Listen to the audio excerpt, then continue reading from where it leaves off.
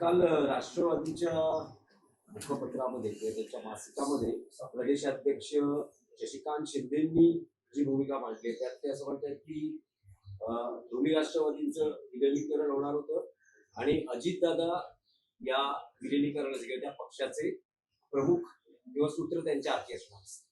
पण आता अजितदादा नसल्यानं विलिनीकरणाच्या चर्चा थांबलेल्या आहेत. आता तो मुद्दा नाही. सर, त्याला जोडून अदृश्य शक्तींमुळे अजितदादांना वेगळं व्हावं लागलं होतं असं देखील त्यांनी दावा केला. हे बघा, तुम्ही वारंवार हे प्रश्न चुकीच्या पक्षांना विचारताय. राष्ट्रवादी काँग्रेसमधल्या अंतर्गत घडामोडीशी काँग्रेस शिवसेना यांचा काय संबंध आहे? फार तर भाजपचा असू शकतो, कारण भाजपा या सगळ्या राजकारणाची सूत्र हलवते. अदृश्य शक्ती अदृश्य हात हे भाजपकडनंच येत असतं. त्याच्यामुळे राष्ट्रवादी काँग्रेसचं विलिनीकरण होणार की नाही, विलिनीकरणावरती नंतर कोण अध्यक्ष होणार, हे त्यांचे प्रश्न आहेत, हे त्यांचे विषय आहेत. त्याच्यावरती आम्ही का बोलावं? सुप्रियाताई सुळे बोलू शकतील किंवा त्यांच्या पक्षाचे जयंतराव पाटील बोलतील, अजित पवारांच्या पक्षाचे नेते बोलतील, नरहर झिरवळ बोलतील. झिरवळ बोलू शकतील याच्यावरती. पण सुनेत्रा पवार यांनी मुंबईला येण्यापूर्वी शपथविधीला येण्यापूर्वी पवार साहेबांना फोन केला होता आशीर्वाद घेण्यासाठी वगैरे. रिस्पॉन्स मिळाला नाही, त्यामुळे ते इकडे आल्या आणि पवार साहेबांनी दुसऱ्या दिवशी पत्रकार नाही, पण मी कसा काय तुम्हाला सांगू याच्यावर? पक्ष कोणाचा आहे? अजित पवार आणि शरद पवारांचा आहे ना.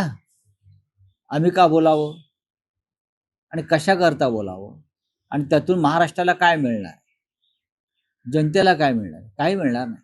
एप्रिल महिन्यामध्ये राज्यसभेच्या अनेक जागा सर आता रिकामी होत आहेत. जर गणित बघितली तर महाविकास आघाडीतले तुम्ही जे 3 पक्ष आहात, एखादीच जागा येऊ शकते. काँग्रेस आणि शिवसेनेचं काय मत आहे? शरद पवार पुन्हा राज्यसभेवर यावेत का? शरद पवारांना हा प्रश्न आपण का विचारला नाही? बघा, शरद पवार हे एक धुरंधर राजकारणी आहेत, संसदपटू आहे.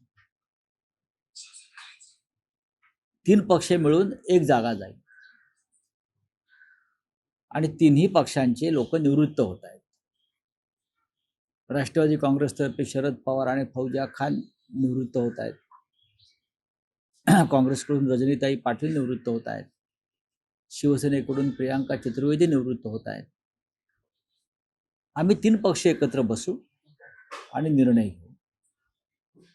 मध्यंतरी माझी शरद पवार साहेबांशी चर्चा झाली. त्यांना मी या विषयावरती त्यांचं मत विचारलं, तेव्हा त्यांनी मला सांगितलं की मी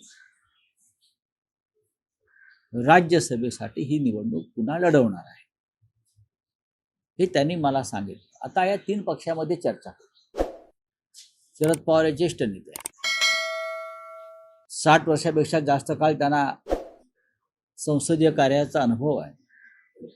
त्याच्यामुळे जर शरद पवार साहेबांनी ही भूमिका व्यक्त केली आहे आणि ही भूमिका त्यांनी काँग्रेसलाही सांगितलेली आहे, त्याच्यामुळे आता महाविकास आघाडीमध्ये या विषयावर चर्चा होईल. कधी तुम्ही एकत्र बैठक घेऊ शकता या संदर्भात? तुम्ही असं म्हणतात की मध्यंतरी चर्चा झाली, पण अलीकडच्या ज्या सगळ्या राजकीय घटना, विशेषतः अजित पवारांचं अपघाती निधन आणि त्यानंतर राष्ट्रवादी विलिनीकरणाची चर्चा, आताही शरद पवारांचं हे मत आहे का? नाही, जर 2 पक्षाचं विलिनीकरण झालं तुम्ही म्हणता त्याप्रमाणे,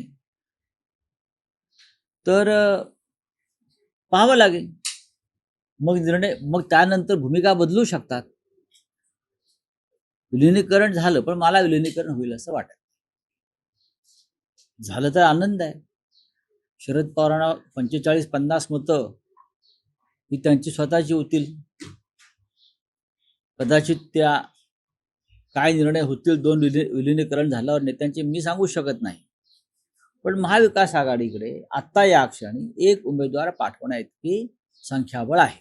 तुम्ही म्हणालात की शरद पवारांची इच्छा आहे राज्यसभेवर परत येण्याची, तुमच्याशी जी चर्चा झाली, आणि आता समजा जर विलिनीकरण झालं तर मग काही सांगता येईल. यात अर्थ काय नेमका आहे? हा अर्थ तुम्ही सुनेत्राताई पवार, ज्या अजित पवार गटाच्या उपमुख्यमंत्री आहेत, त्यानंतर सुप्रियाताई सुळे आणि शरद पवार साहेबांशी या विषयावर तुम्ही प्रश्नोत्तरं केली पाहिजेत. मी इतकंच सांगेन की या क्षणी महाविकास आघाडीचा एक उमेदवार निवडून जाईल एवढं संख्याबळ आमच्याकडे आहे 49 ते 50.